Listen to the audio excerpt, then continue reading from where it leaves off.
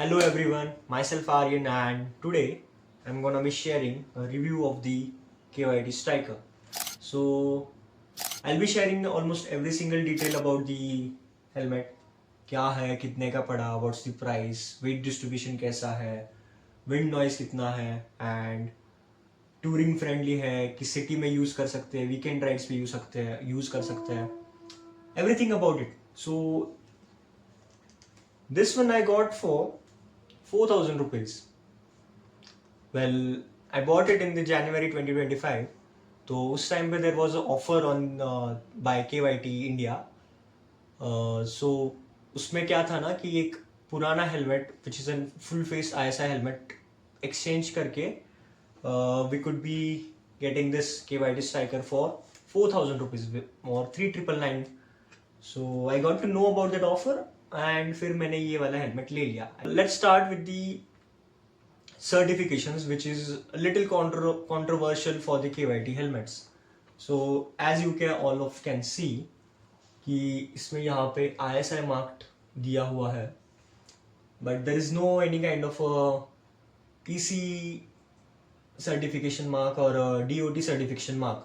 So does that mean कि ये helmet EC या फिर DOT certified नहीं है?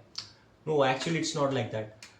See, जब मैंने ये helmet लिया तो when I unboxed it, so on the visor itself there was a filming जो एक स्टिकर रहता है जो एक नए नए हेलमेट पे होता है. सो उस पर क्लियरली मेंशन था कि this helmet is EC 22.05 certified as well as DOT certified helmet. So I feel like कि हाँ, इस पे I don't know why KYT doesn't give any kind of a EC mark or a DOT certification mark on this helmet, but हाँ, don't be concern about it. ये दोनों ये helmet दोनों certifications follow करता है which is EC as well as the DOT certification. So moving towards the next point about the KYT Striker, weight distribution. Well, in terms of weight distribution ये helmet एक बहुत अच्छा helmet है. To be very honest, ये बिल्कुल भी rear heavy feel नहीं होता है. अगर आप इसको एक्सॉर अपेक्स के साथ वगैरह का कंपेयर करें तो एक्सॉर अपेक्स पीछे से इस साइड इस पोर्शन में थोड़ा सा हैवी है. So what that does is, जब आप इसको लंबे समय तक पहनते हो तो यहाँ पे जब टूर वगैरह करते हो तो यहाँ पे गर्दन पे पेन होता है. So in terms of weight distribution this is much better than the Axor Apex. And well, if you compare it with the other rival, which is the Thunder, MT Thunder 3. वो थोड़ा सा महंगा है इससे. That is something 7,000 rupees, something 7,500 or something. But that one is actually very much similar in terms of weight distribution to this one.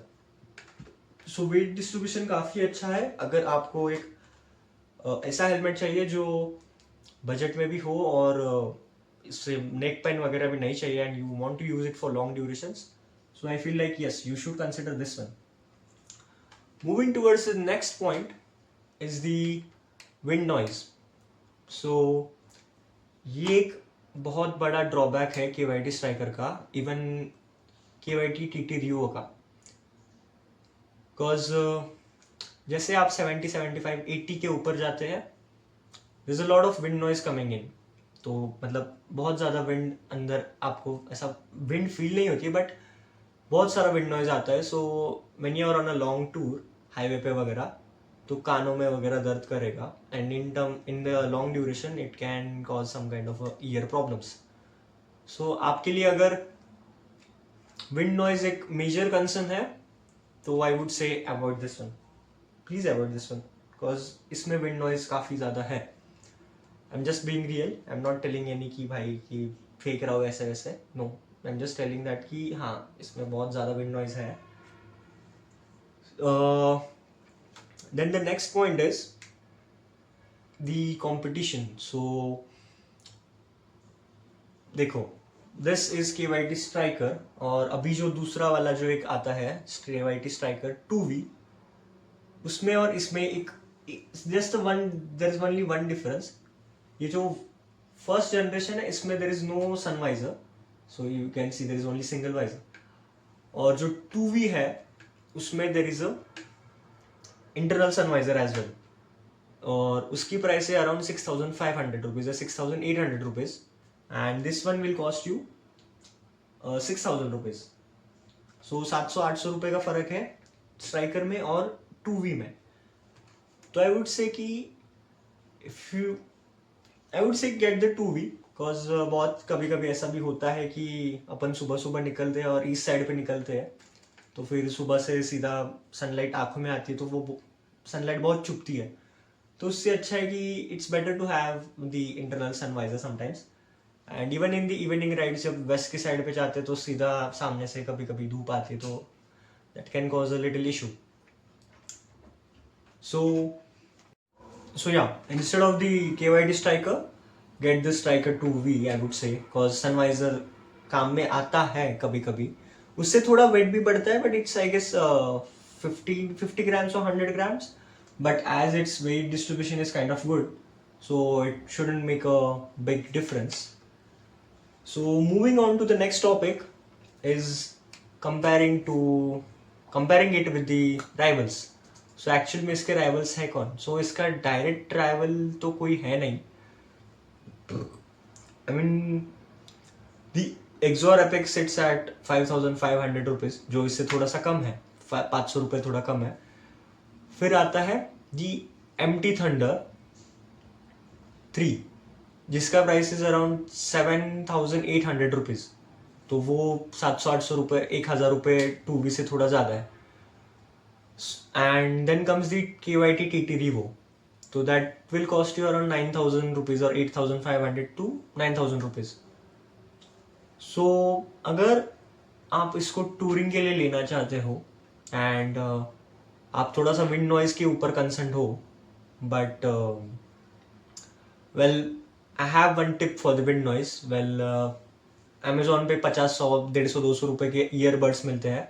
You can use them in the years and that will reduce the wind noise। एक काफ़ी हद तक उससे wind noise कम हो जाता है। So you can get the 2V or the striker, I mean the first gen striker। I don't think कि आपको कोई ऐसा regret होगा कि why I bought this helmet, rear heavy है, या फिर इससे बहुत neck pain हो रहा है, ऐसा वैसा।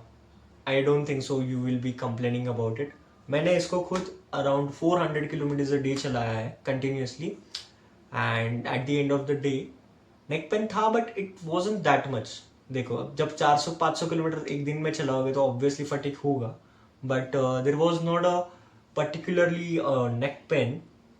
सो वेट डिस्ट्रीब्यूशन आई वुड से it's almost 8 out of 10। TT Revo is better in terms of weight distribution than this one, but wind noise उसमें भी है, इसमें भी है।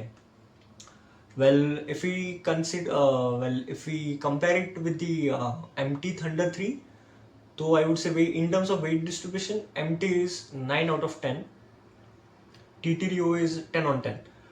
So the MT's wind noise is actually better than the TT Revo। उसमें wind noise बहुत ऐसा एकदम कम हो जाता है, बिल्कुल नहीं आता।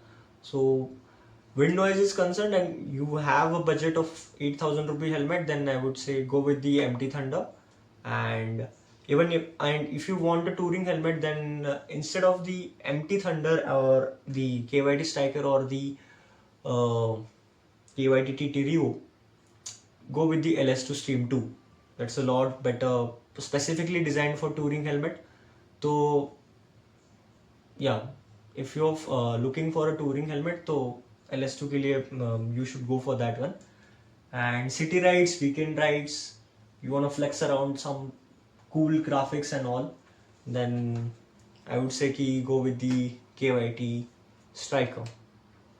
Well yeah, that's it for the video। Please let me know if you guys have any kind of doubts in the comment section and we can discuss about it। Well yeah, that's it for the video। Thank you।